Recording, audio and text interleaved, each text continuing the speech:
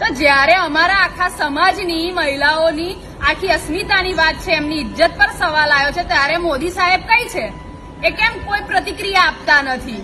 આ તો એવું થયું કે મુંહ में राम અને બગલ में छुरी। તો ભાઈ નમસ્કાર મિત્રો, ફરીવાર એક નવો વિડીયોમાં તમારું સ્વાગત છે। મિત્રો વાત કરી તો તમને બધા લોકોને ખબર છે કે હાલના ટાઈમમાં ક્ષત્રિય સમાજનો વિરોધ થઈ રહ્યો છે। તેમાં તેની જ મિત્રો વાત કરી તો તમને બધા લોકોને ખબર છે કે હાલના ટાઈમમાં પરસોત્તમ રૂપાલાએ જે અપમાન કર્યું હતું, ત્યારબાદ મિત્રો વાત કરી તો ક્ષત્રિય સમાજના લોકો છે એ રોષે ભર્યા છે। તેમાં તેની જ મિત્રો વાત કરી તો હાલના ટાઈમમાં સોશિયલ મીડિયામાં ઘણા બધા વિડીયો વાયરલ થઈ રહ્યા છે।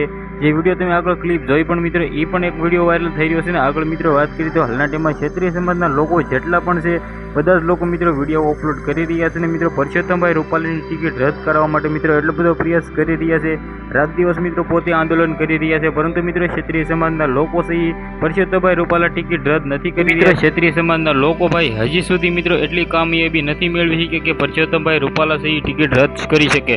આગળ મિત્રો આપણે જોવાનું એ રહેશે કે કેટલા દિવસ માટે મિત્રો હાલના ટાઈમમાં આંદોલન શરૂ રહેશે।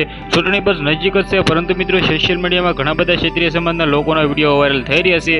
વિડીયો વિશે શું કેવું છે કમેન્ટ કરવાનું ભૂલતા નહીં। આ વિડીયોને શેર કરો, કારણ કે મિત્રો બધા ક્ષત્રિય સમાજના લોકોને ખબર પડે કે હાલના ટાઈમમાં મિત્રો બેન દીકરીઓના વિડીયો સોશિયલ મીડિયામાં ઘણા બધા વાયરલ થઈ રહ્યા છે। વિડીયો વિશે શું કેવું છે કમેન્ટ કરવાનું ભૂલતા નહીં। આજના વિડીયોમાંથી ફરીવાર એક નવો વિડીયો મળે આપણે બધા લોકો, ત્યાં સુધી જય હિન્દ, જય ભારત।